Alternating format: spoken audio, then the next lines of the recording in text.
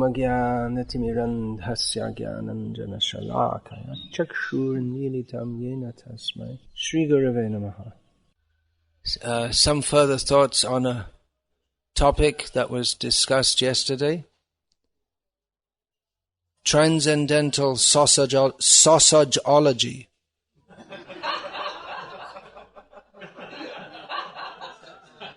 So, ISKCON went through its sociology phase, and now we're coming into the sausageology phase. And one thought about that. The proposition was that in a festive mood, devotees sometimes eat vegetarian sausages. So one thought about this term, festive mood. Of course, Krishna consciousness is full of festivals.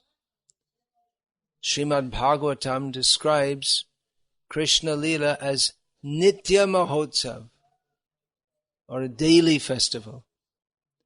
And practically in Krishna consciousness we have a daily festival. That our life is so livable that whereas most people in the world today, they like to sleep as long as they can in the morning. And the alarm clock is the most hated invention in the house. One friend of mine at school told me that his father went through several alarm clocks a month. He'd smash them, throw them out the window. Literally. But we get up voluntarily at latest 4 o'clock. And we start every day by dancing without intoxication. That's what I realized when I first came to the temple Bhaktivedanta Manor near London. And by the arrangement of Krishna, I had to stay overnight. And had to get up at 4 o'clock in the morning, which I never heard of such a thing. None of us had ever heard of such a thing. Maybe unless your father was a baker or a postman or a farmer, yeah, milking the cows. But nowadays, even the farmers, they also don't get up. They let the cows sit with the milk in it. Maybe in this country, yeah. But you still have to get up early. So, as I was still trying to wonder what was going on after, not only to get me up, but they put me in a shower, which I also, I didn't ever use a shower hardly. And a cold one, and it was snowing outside. In those days, we didn't have any gradual preaching or bhakti programs. It's there's no bridge preaching. Just you're in the temple, okay, you're up, and it's cold shower, and then Mangalarti at 4:30. And I saw all these people dancing in Mangalarti at 4:30 in the morning. I thought, wow, this got to be. Either these people are totally insane, or this is something amazingly wonderful. And even if they're insane, it's a lot better than all the insane people out there. So, better be insane this way than that way. So every day is a festival, that we like to get up early in the morning and dance for Krishna. And not only that, but the beautiful forms of Radha and Krishna. So everything is festive. So festivity is encouraged, and we also have special festivals in which there is special prasad, although I didn't used to see vegetarian sausages and non-alcoholic beer on the diet. That's That's a more recent introduction. But in the festivals in Krishna consciousness, what happens first is there's katha and kirtan. Plenty of talking about Krishna, lots of kirtan, aratis, maybe abhishek, and at the end there's prasadam. Prasadam offered to Krishna, his remnants, usually.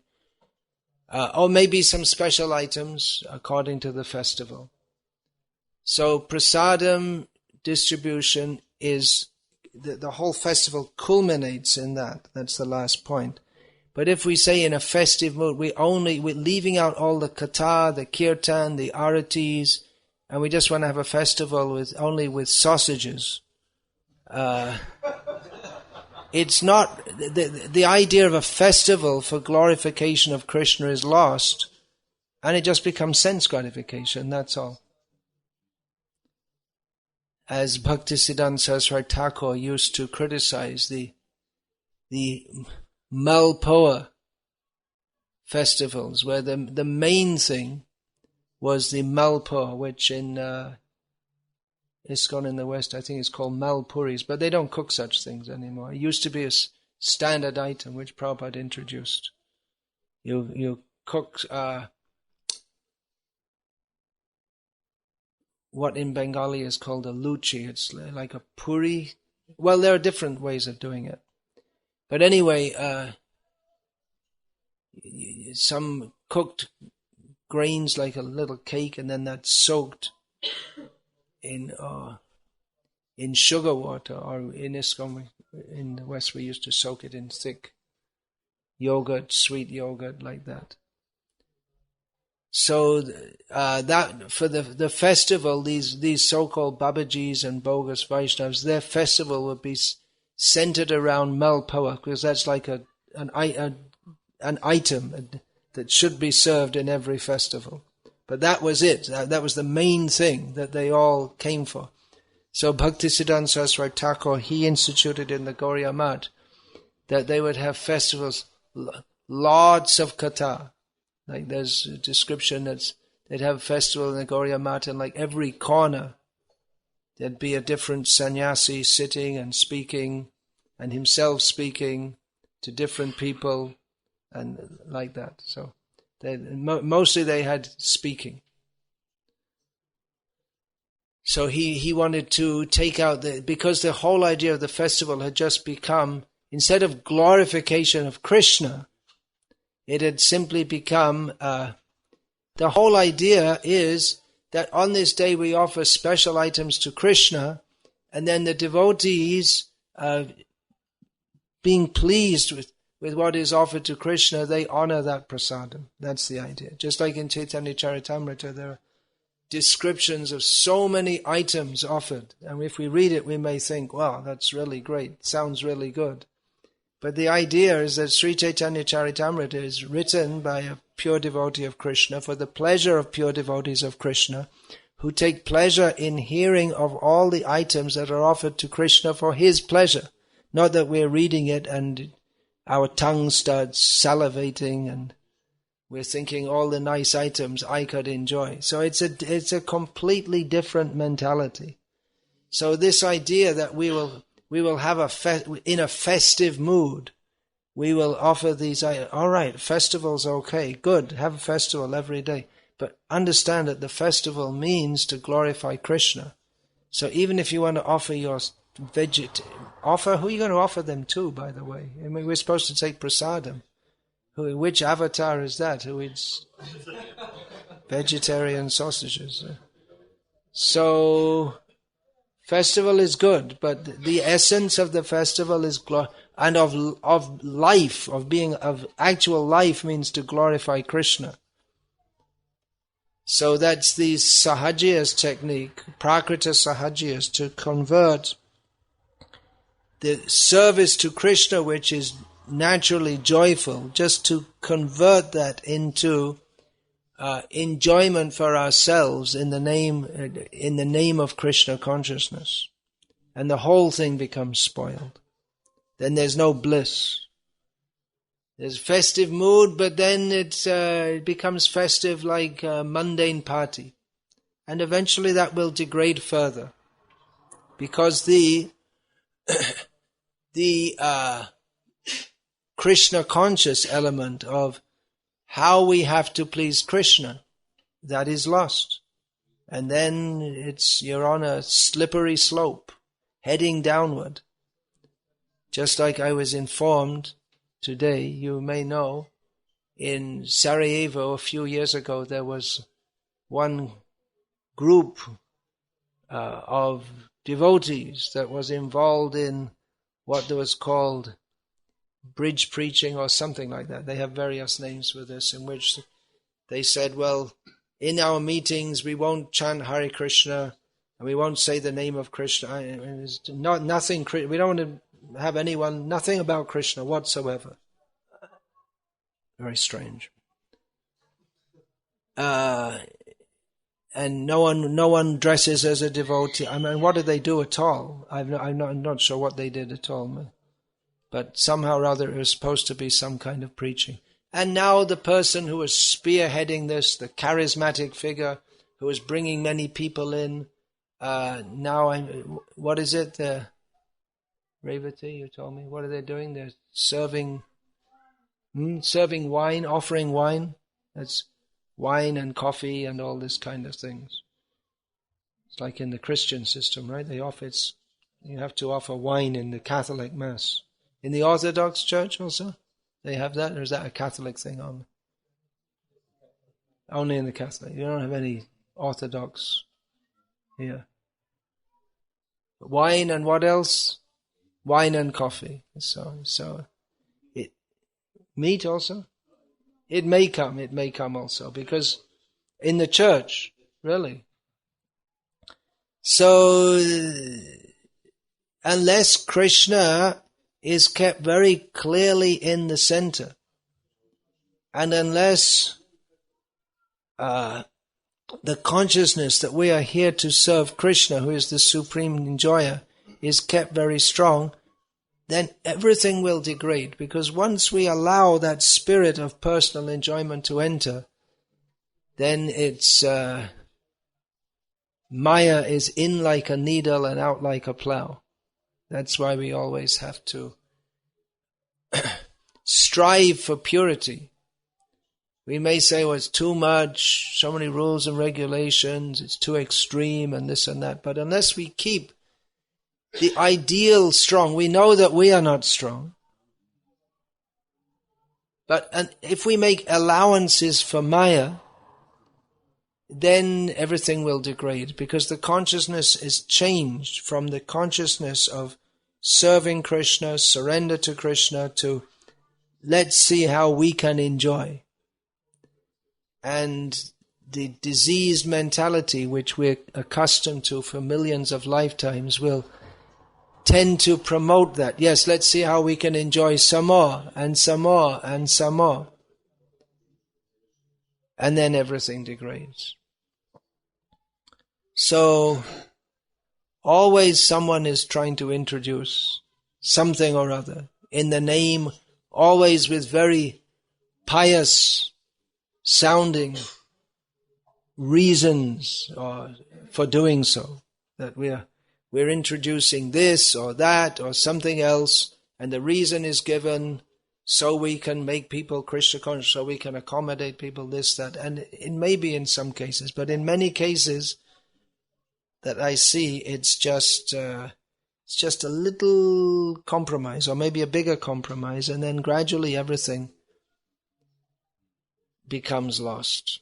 So there's no harm if we, in fact, it's very good to stick to the basic program that Chaitanya Mahaprabhu gave us, which is the Jaiva Dharma, or the constitutional activity of the soul, which is to serve Krishna in the way that he likes, by Shravanam, Kirtanam, Vishnu, Smaranam, Pada, Sevanam, Archanam, Vandanam, Dasyam, Sakyam, Atmanivedanam, the basic processes of Krishna consciousness.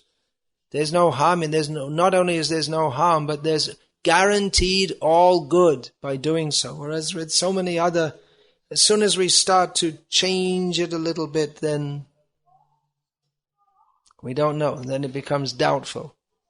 It becomes more and more doubtful the more we change it. So Krishna consciousness itself is pleasing to the soul because it's pleasing to Krishna. That's what we read yesterday.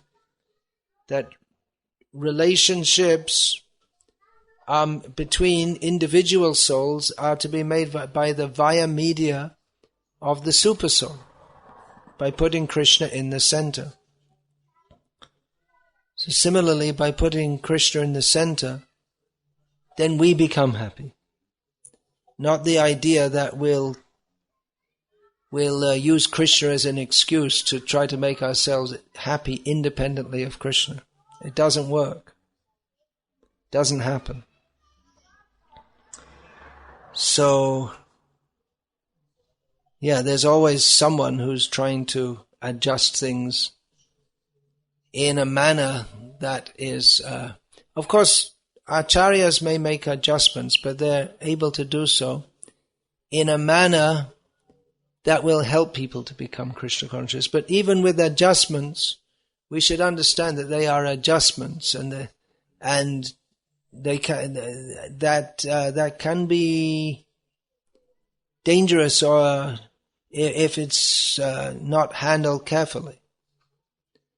Just like Srila Prabhupada allowed much more mixing between the sexes than is traditional in Vaishnava society or Vedic society, seeing the condition in the world in the West.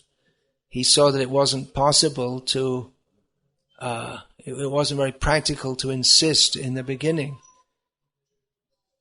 that men and women be separated to the degree that they are in traditional Vedic society. But at the same time, we should understand that there's danger in that, and Srila Prabhupada himself gave so many warnings about that, in the proximity of fire, it's going to melt. It's a scientific principle. So if man and woman are brought close together, then there's going to be some reaction. Therefore, Shastra warns, Matra swasra duhitrava navi viktasano bhavet. Balavan indriya gramo vidvangsana pikarshati. That one should not sit close to one's mother, sister, or even to one's mother, sister, or daughter, because the senses are so powerful that in such a circumstance, even a learned person may be disturbed. So that may sound, well, that's how can that be? But the power of Maya is very strong. So one should be very cautious. Prabhupada made that adjustment, but at the same time, he gave us warnings that be careful. So that's just one example. But always there will be persons who are trying to make adjustments in various ways that are not conducive for advancement in Krishna consciousness. And certain allowances are given, especially for householders. Srila Prabhupada said that in household life there is a license for sense gratification. License means you're allowed to do, but under some restriction. Not that a license gives you the right to have unrestricted sense gratification, but the tendency is, as soon as there's some consciousness of sense gratification, to take that further and further and further and further.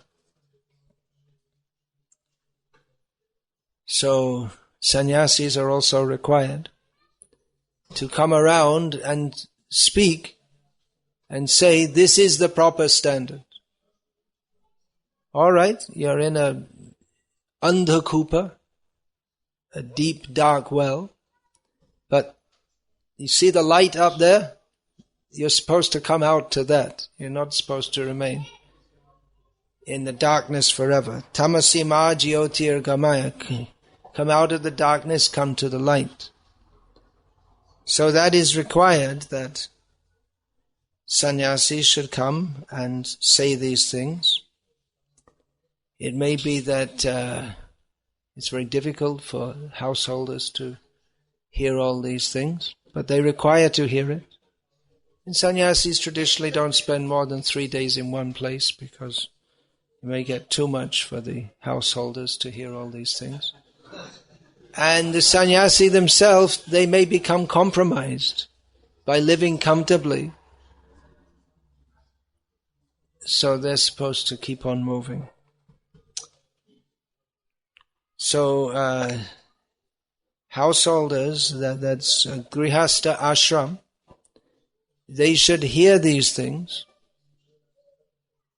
so that when the age of enjoyment, that's youth, that recedes, one becomes older and one starts to see how, well, this body, it was good for enjoying previously, but now it's giving more and more trouble.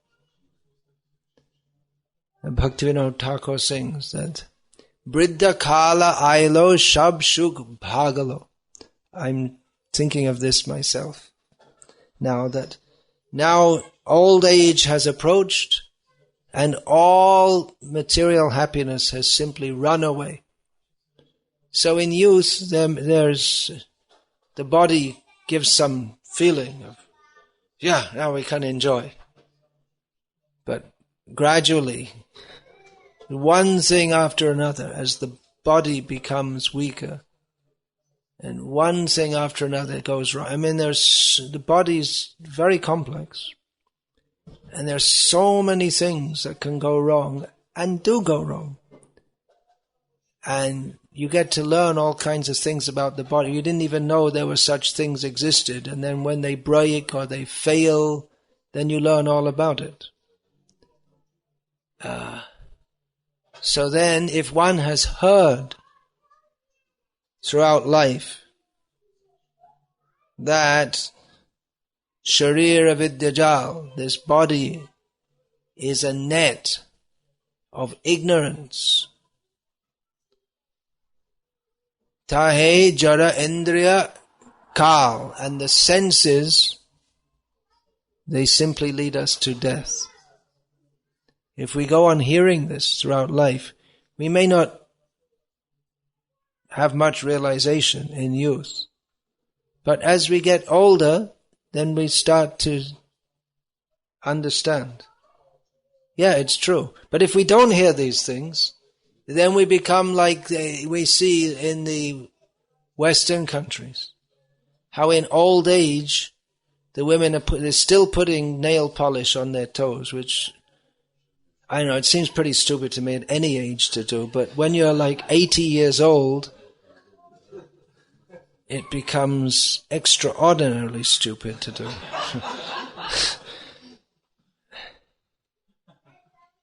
And, having your hair, if you have any hair left, you put some artificial hair and then put it in some fancy design and go on pretending that they're 20 years old when they're not. They're like 60, 70, 80.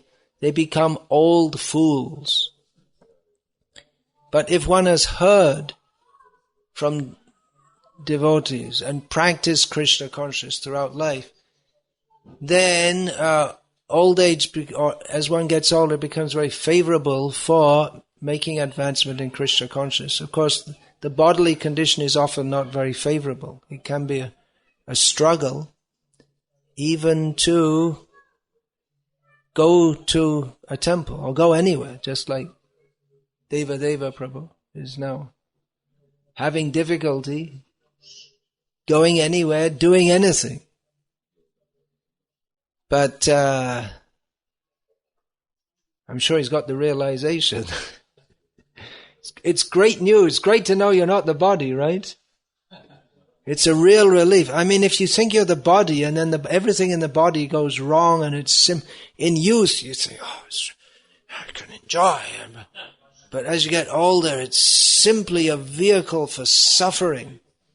And if you think you're the body, it's already, life is already so painful, and then you identify with this body, and it's, every time you look in the mirror, you see those wrinkles, and the hairs are falling out, and there's pain, and you can't digest, you can't hear, and you can't see.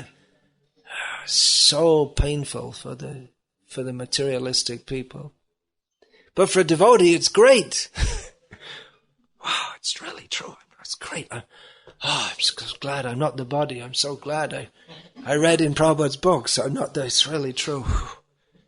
Now I've got to act on the spiritual platform. So that hearing throughout our lives about our constitutional position, that becomes our asset, that helps us so that we can go through this very difficult period. It's very difficult in many ways, in a manner that will help us so that we don't get any more bodies. Our aim is to become a nobody. No material body. No material body. What kind of body would you like to get in your next life? True world. Join Krishna in his eternal festival. But if we're cultivating the consciousness of, or just trying to adjust Krishna consciousness to our own sense gratificatory program, it doesn't work. It just doesn't work. Unless we go on hearing about the nastiness of material life, which is really a fact. Maya arranges that we can pretend, or she gives us some way we can pretend that material life is actually very enjoyable. But it's like the cat playing with the mouse. The cat is torturing the mouse and then lets the mouse run away, and the mouse thinks, very nice. Now I'm free from the cat. And just when the mouse thinks, now I'm just so far away from the cat can never catch me. And then the cat jumps and again catches the mouse, and again tortures it for some time, and then again lets it go, and eventually kills it. The cat is playing with the mouse. So, material life is miserable. It's not my opinion. People ask, what do you believe? Prabhupada always says, it's not a question of belief. Birth, death, old age and disease are miserable. It's not. If we don't believe it, it doesn't mean that it's not miserable. Well, I don't believe in the Bhagavad Gita. Well, believe it or not believe it, we have to suffer birth, death, old age and disease. And rebirth. Believe it or not, it's not a question of belief, as Srila Prabhupada would always say. It's not a question of belief. So, Krishna consciousness is festive. It's enjoyable, but we have to understand that the enjoyment is by performing everything for Krishna's enjoyment. And as soon as we introduce the element of how we can enjoy, then it's not Krishna consciousness, or at least it's not Krishna consciousness as taught to us by the Vaishnava acharyas. Then it becomes something else. You can read, if you, this Bhakti Siddhanta Vaibhav, there's some statements by Bhakti Siddhanta Saraswati Thakur, how it's, one man was worshipping Gaura. He was a great devotee of Gaura, means Chaitanya Mahaprabhu. But then when his daughter died, this man's daughter died, then the man became very disturbed, and he said, well, there's no such person as Gaura. If he had actually been Bhagavan, then he wouldn't have let my daughter die like that. So Bhaktisiddhanta Saraswati Thakur, when he was informed of this, he said that he was not worshipping Gaura. At least he was not worshipping, he thought he was a great devotee of Gaura. Everyone thought he was, but he was not a devotee of Gaura, not the Gaura that Rupa Goswami worshipped. Rupa Goswami giving the example of the chatak bird, who will not, there may be water everywhere, but he'll only take water from the cloud. So in the same way, there may be opportunities for enjoyment, or so many things may be done, but a devotee, even if he has to suffer drought, he won't go anywhere. He'll only take what Krishna, he'll only take Krishna. Even if this attitude, Ashlishava Padaritang Pinashtumam, this Gaura himself is saying, that even if Krishna mistreats me, apparently mistreats me, but I know no one but Krishna. So this is the attitude of a devotee, and the attitude that Krishna has to shine my shoes. Otherwise, if he does, how can I believe in God unless he comes every morning and kisses my feet? This kind of attitude, this is not,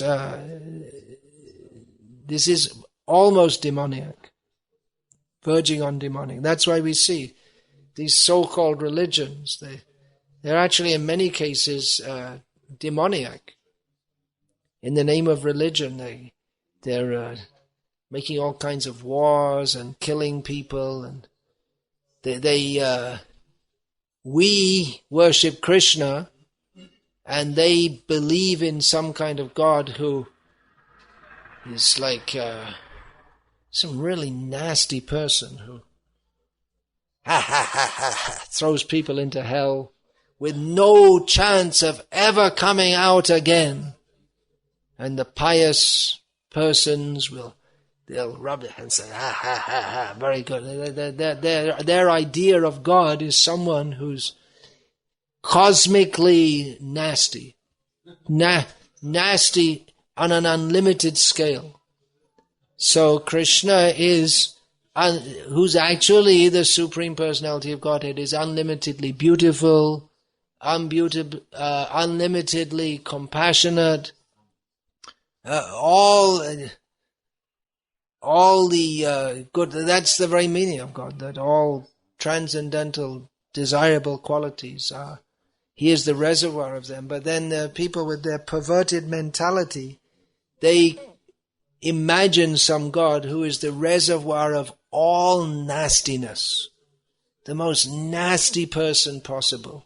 And he's on he's on our side, and all you others, you're going to get smashed.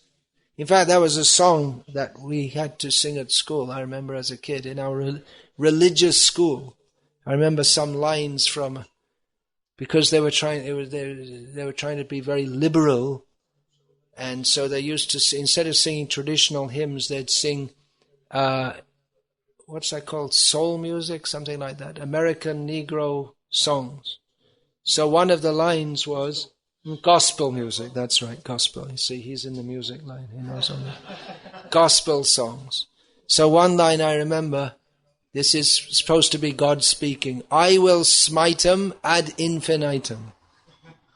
You don't know English enough to laugh. Anyway. Smite means like to smash someone with a club. I will smite 'em ad infinitum. That's supposed to be God. I'll smash them eternally, unlimitedly. And this is supposed to be God. God's function is to be unlimitedly nasty. So when people say we worship the same God, I'm not sure. I'm really not sure about that. Not exactly the same person. They don't accept that we worship the same God. Anyway, I'm just making the point that once we try to adjust our ideas away from those which are given by Guru, Sadhu and Shastra, then we end up in trouble. I mean, it seems unlikely that Jesus was teaching what modern Christianity teaches.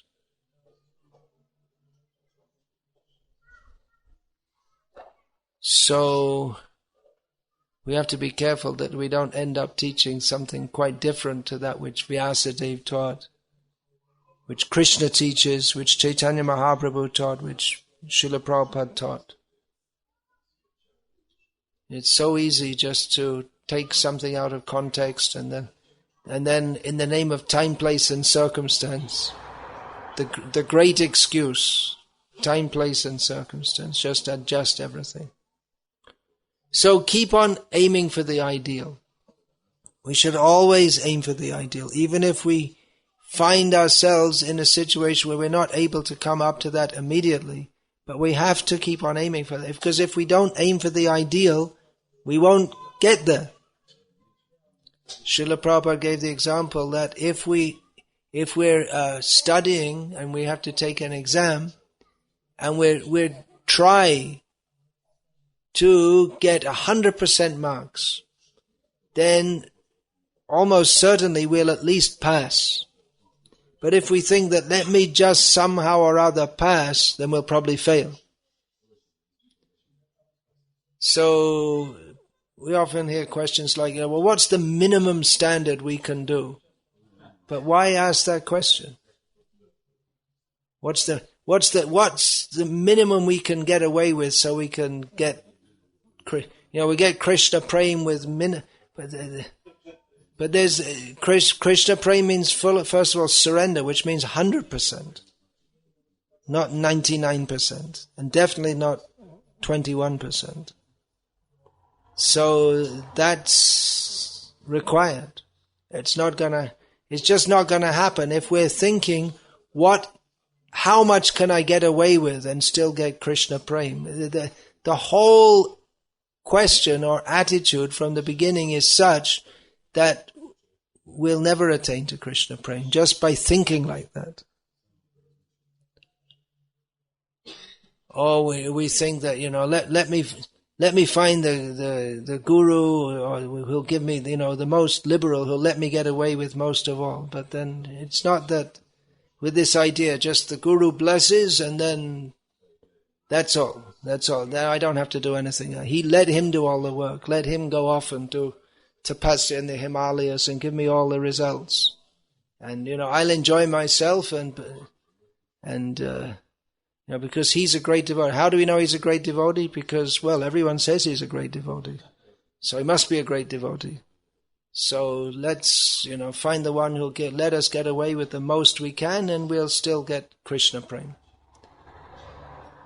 And what's this idea that you have to have relationships and then you can learn how to have relationships with Krishna? Well, then you could also say, you have to learn how to enjoy your senses, and then you can learn how to enjoy your senses in the spiritual world also. I mean, once you take that argument, it's a very dangerous, isn't it?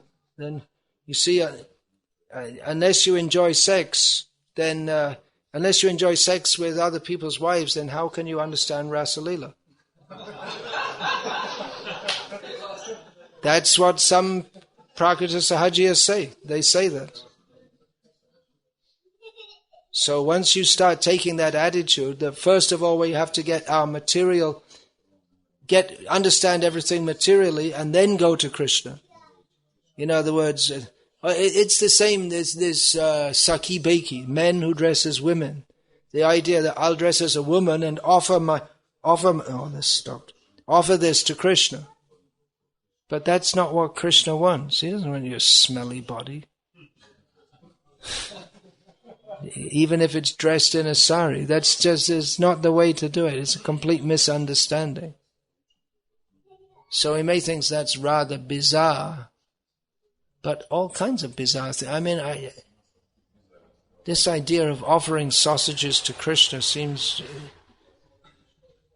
to me, it sounds almost as bizarre as dressing in a sari or something. It's like, and a man dressing in a sari and going to be a gopi.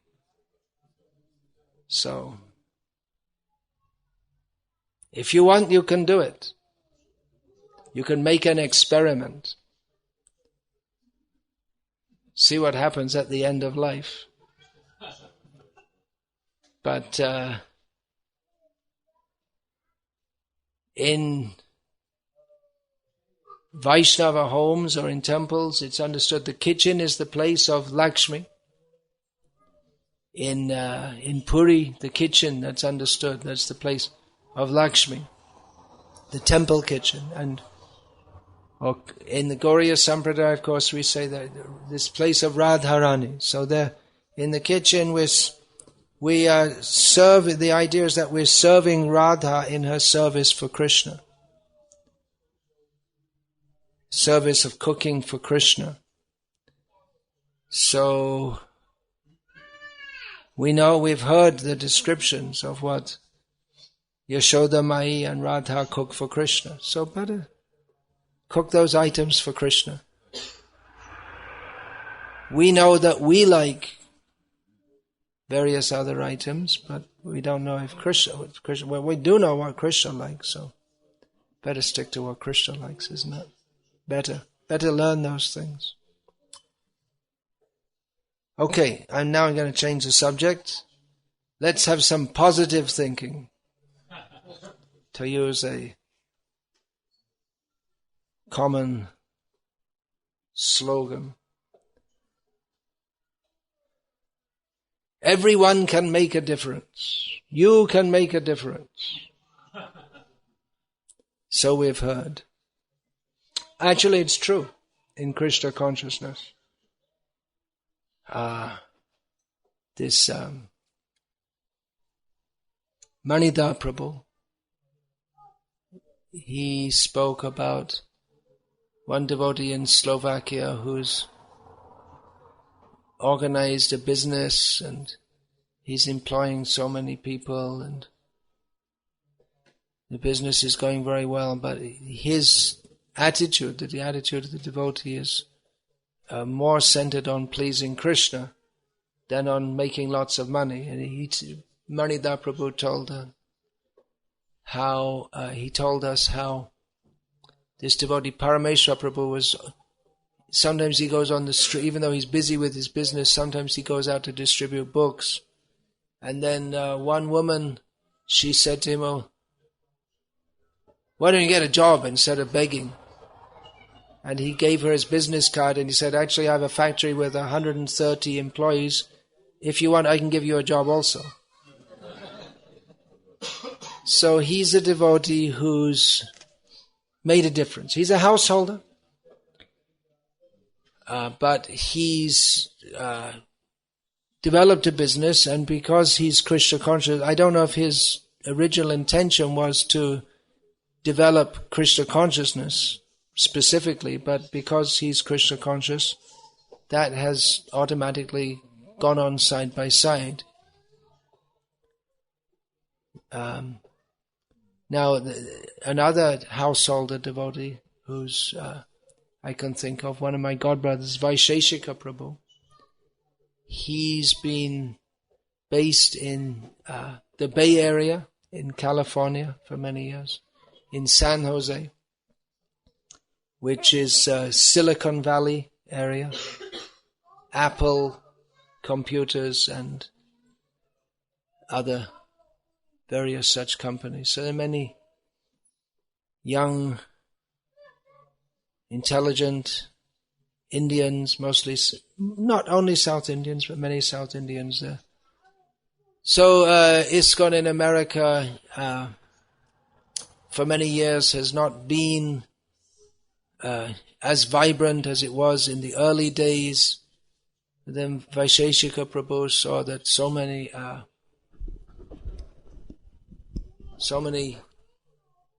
young and materially well-to-do, intelligent Indians are coming. And Vaisheshika Prabhu is one of the long-time book distributors in our movement. Now his body is older, obviously.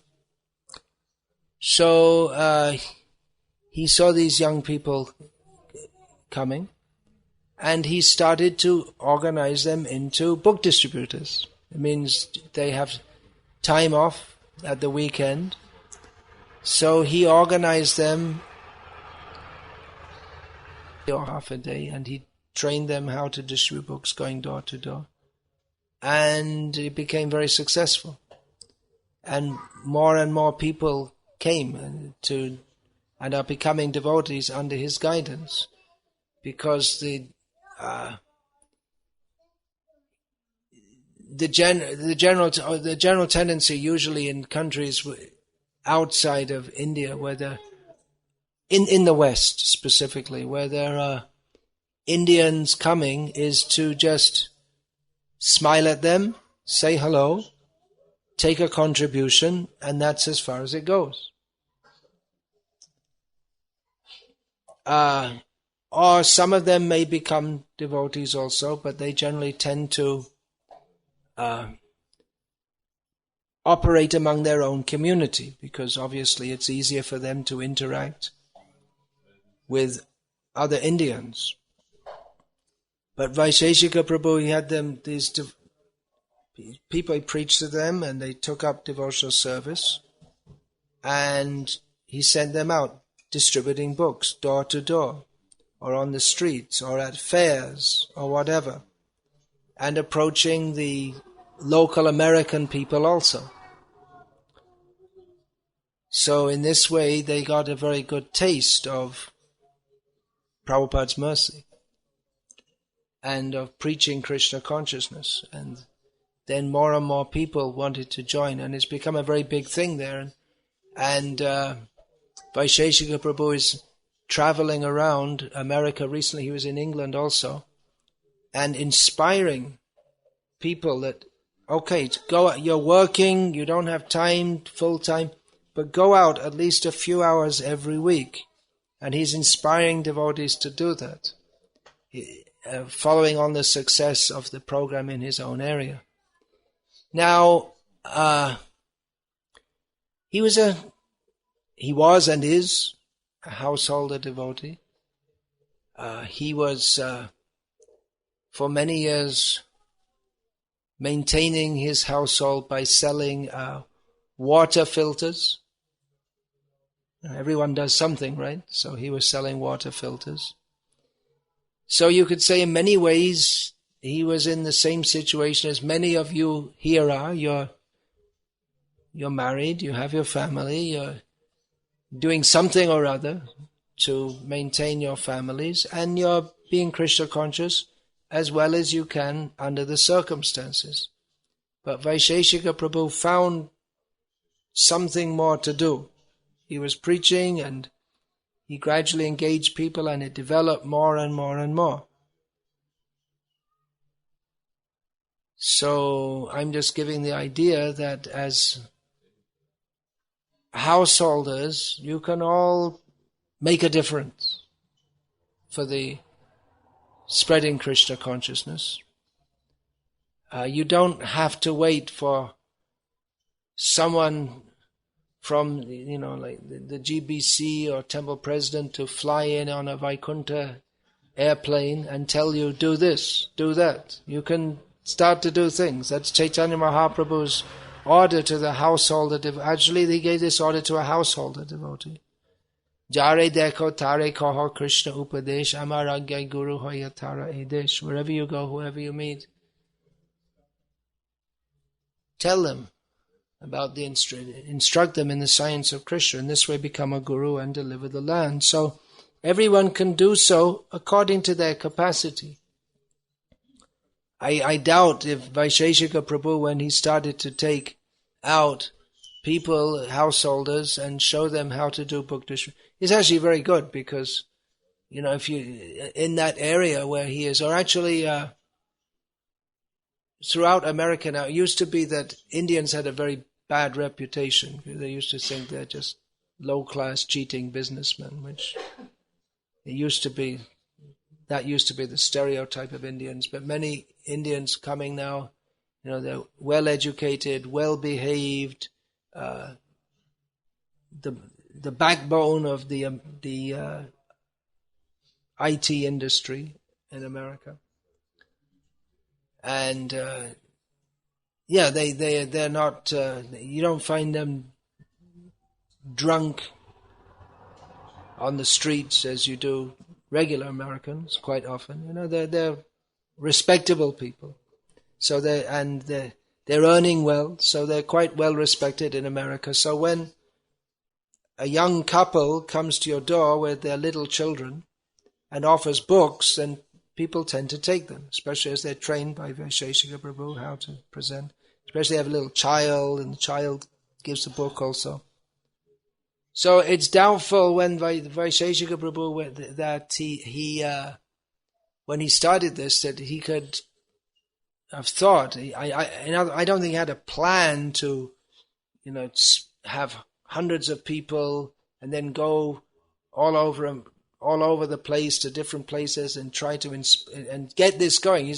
He's got devotees in many cities and in the Alachua community going out doing book distribution, and it makes a difference. A lot of books go out, and a lot of devotees themselves get more inspired. So I doubt when he started that he had any such idea. He was just thinking of the few people that were there around him, but it developed more and more. So, everyone can do according to... Just see what you can do. There's another devotee in America, another god brother of mine, Sudarshan Prabhu. Early on before Facebook, Facebook was only started about, 2-3 years ago, something like that? I'm not sure. More. Is it 10 years? It seems to have caught on really a lot in the last 2-3 years, is it? I decided not to get into that myself, but it seems to be a big thing. But I like when the internet was websites, people browsing websites it became just part of people's life, or more or less people's life in many cases. Then he was one of the early devotees to start preaching through the internet. And he's from a relatively small city, Austin in Texas. But then he got contacts. People are interested in all kinds of places all over the world. And he started visiting them. And now he has a whole circuit. He has a worldwide preaching circuit that and he still keeps in contact by the internet. Sankarshan, is that what I said? I said Sudarshan? Sankarshan, yeah. Sankarshan Prabhu. Yeah, so, he saw some avenue for preaching. He started to develop it. And the same thing, when he started answering people's questions on the internet, I doubt if he thought that he'll be preaching all over the world, but he is on the strength of that. So everyone can do something according to their capacity. This morning, Revati Mataji was telling me, or told me, sorry to speak Indian English, but anyway, you don't know the difference, that she told me about her. She has a little blog, the Hare Krishna housewife from Sarajevo. It's in Bosnian, so. But she has a regular group of mostly young Muslim girls, or who read that, and they're Muslims. They're not ISKCON devotees, but many of them they appreciate. And then gradually she's meeting them personally and introducing them brings them to her home, gives them prasadam. So like that. Is he indicating something to me? No. Okay. She's never going to be decorated with the title Super Maha Bhagavat. No one's going to say she flew in from Vaikuntha, and there's never going to be in Vyasapura. Well, you never know, but she's doing something, and people are appreciating Krishna consciousness. It helps her to be Krishna conscious also. So the point is, whoever you are, wherever you may be, everyone can do something to make a difference to preach Krishna consciousness. Murari Gupta Prabhu organizes this festival here. So he didn't have to do that, right? Could have just chanted Hare Krishna, looked out the window. But he invited us all here, and he's in bliss. All these people come and make a big mess all over the place. Most people, if you go in their garden and make a mess, they become so upset. But he's inviting, please come, more and more, and spends his money sweeter than honey, but he does that. And then so many devotees. Ananta Shesh is hosting devotees throughout the year, especially in the summer, and then organizing programs like that. So keeping this himself and others there in Zada. So like this, keeping the spirit of. He's now the main organizer. Yeah, it's, when all the big shots, they fell away, and it's like the rabbit and the hare kind of thing. What is it? The rabbit. What is it? The hare and the tortoise. Yeah. So devotees who are just going along steadily, and eventually Krishna gives them more and more service. So be careful. If you don't want to surrender to Krishna, don't do any service, because you get more and more and more and more.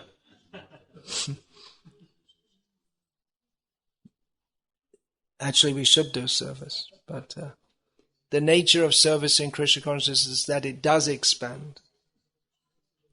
It's always expanding. So anyway, you just see what you can do. Try to do something to spread this knowledge, the way of life that Srila Prabhupada has given us. And we don't know how Krishna will reciprocate. Now you may be afraid. Oh, then I'll have so many responsibilities and it'll be too much. But anyway, Krishna will give the capacity to do something. We don't have to wait for someone to tell us, so we can do something. Of course, if there is someone to suggest something, that's nice. But if we're living at a distance from a temple, or we can see something that's... Many devotees are very expert in giving suggestions. Why don't you do this? Why don't you do that? Well, I'm making suggestions here also. I guess I'm in a position where I can, professional suggestion giver.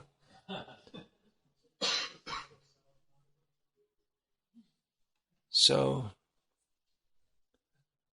yeah, see what you can do. Or if you can assist others in this way. If everyone is engaged in spreading Krishna consciousness, then it all has its effect. Just like I said to Revati Mataji this morning, that what she's doing, it's just like when Indradyumna Swami came to Sarajevo, he had like 200 devotees doing Harinam. It may not have the same effect as that, but it all contributes. And unless these kind of things are going on, then the movement doesn't go on, because it requires everyone's input. And this kind of little thing, but you never know what the result will be. sometimes in my youth, I used to think that, what am I doing? I'd go and visit some place and have some little program and go away, and there's no sign of any difference. But gradually, it does. You find out later. Later, I'm in Mayapur, and someone comes. I was visiting Sri Chaitanya Mat, and the pujari said that, when I was in my childhood, you came to my village. I remember you from that time. So he got some impression at that. Many I saw.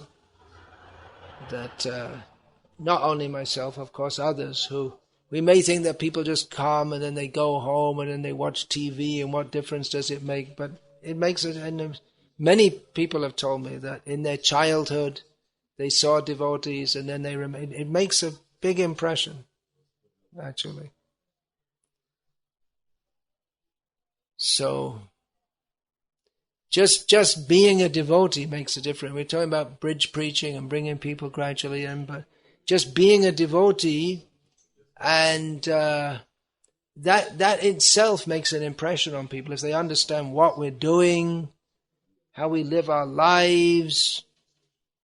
Of course, some people may mock. That will be there, but then other people who are neutral, they won't remain neutral. They'll be impressed. Just what seems to us normal, like getting up early in the morning, chanting our rounds, following principles, not watching TV, all this kind of thing, offering food to Krishna. People will think it's strange. There's no doubt, but they'll be impressed also.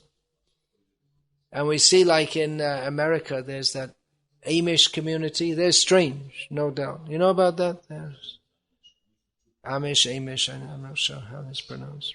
But it's strange, but people, they're respected because they stick to their principles. They're doing it and they're convinced of it, and they do have higher principles than the average American, and people see that. And it's not that people are queuing up to join them, but they are respected for that. But we can have people join us also. So one devotee told me she used to live at Gitanagari farm, which is close to the Amish community there in America. She used to go and visit them sometimes, and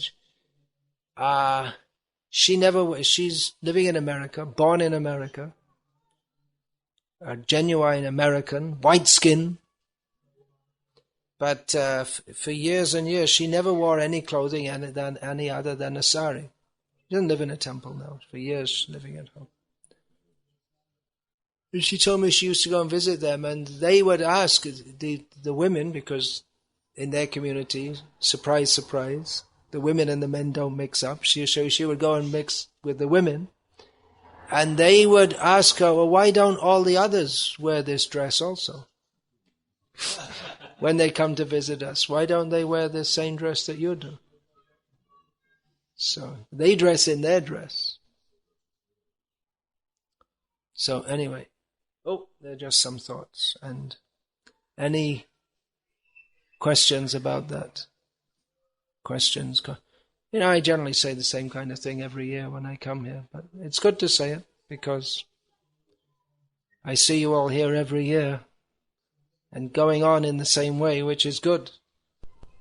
A lot of times Prabhupada, you think, well, it's very repetitive, but if Prabhupada didn't say it, then we'd forget it. We wouldn't think it's very important. So Prabhupada repeatedly spoke what we needed to hear. So if we don't repeat these things, we have to follow the regulated principles, we have to rise early, we're not the body. If we don't repeat these things, then we don't think it's very important and we forget all about it. And then we end up with all kinds of strange things. But if we just keep to the basic things, follow that, and That's Krishna, the basic things that given to us by Chaitanya Mahaprabhu, Rupa Goswami, all the Acharyas, Srila Prabhupada.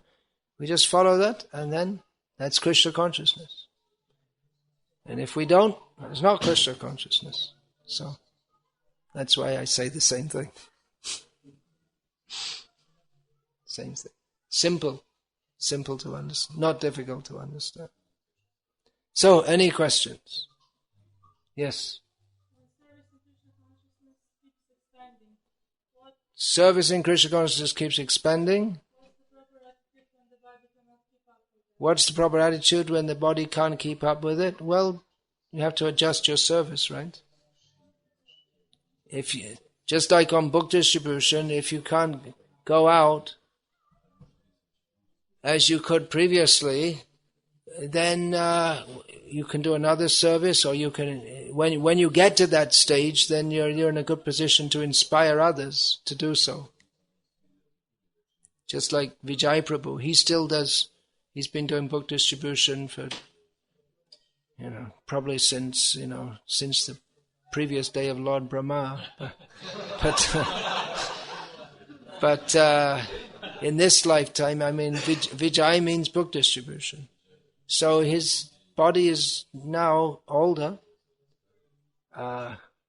so he doesn't go out by carrying books, but he sits at a book table. People come, he preaches to them, they take books. So adjust. Or there might come a time at some point where you can't do very much at all. Like Deva, I don't know what service. Now he's doing the service of letting other people assist him, because what else can he do? But he did so many years of service. So just do what you can. Sometimes some adjustment is needed. That's all.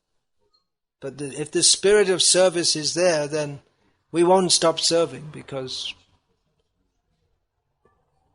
that's what we do. We can't think of doing anything else. Not that now I'm old, now I've got an excuse to enjoy myself. Yeah, anything else? Who's going to lead the kirtan at 6:30? I think not me, because my voice is getting a little out. Hare Krishna Prabhu. Okay.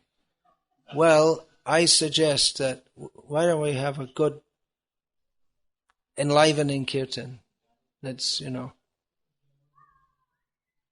good to have that, right? Where jumping, dancing, singing loudly. It's good to have that from time. It doesn't have to be like very passionate, where the aim is just to like make as much noise as we can, but joyful in this sense. This is festive.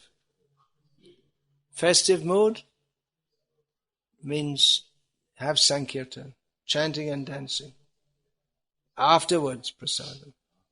Not only prasadam and then no glorification of Krishna. Yeah. I have a question regarding this, what you said, that we should strive for ideal. We should strive for the ideal. You question that principle? No, I wonder if we know that we live in this Kali Yuga, right? We know that we live in this Kali Yuga. Well, maybe we don't know. That's maybe we think we're living in Vaikuntha. That's the problem. So I wonder, we are all trying to invite others or to change the society, to build better families, better societies. But is it possible in this Kali Yuga? Is it possible in Kali Yuga to change society? Yes, it is. You've changed, right? So that's one change. Yes, but we can only change ourselves. All right, so that's a change. Yeah. Society has changed by your becoming Krishna conscious. You're part of society, right? So society's changed. So you go and change others. That's how society changes, right? Yes. Okay. So, so the second question is, if possible, that's it. Society's changing. about the freedom in the individual, because freedom of the individual. I believe that you believe. Well, we don't. I mean, you have the freedom to say "I believe," but that doesn't make it a fact. I know. I'm sorry, I don't know how to ask questions. Perhaps yeah, yet, right. But, you have to learn how to ask questions. The question is regarding this individual choice that I believe we still have. And the main choice is we either can be with Krishna or without Krishna, right? But on the other hand, it's... you can choose to serve Krishna or not to serve Krishna. Yes, okay, in this way. Let's put it in this way. We can either serve Krishna or not serve Krishna. But on the other hand, we still depend on karma or Krishna's mercy, right? There's a saying that nothing is going on without Krishna's will or whatever. So without Krishna's sanction. That's different to Krishna's will. Okay, so think about it. Think about it. Think about this. Krishna's sanction is different to Krishna's will. Try to understand that. I'm going to go now. Excuse me. I need a little break before the arati. Think about that. All right? If you want, you can ask the question some other time, or there are so many senior devotees here, but I have to go. Excuse me.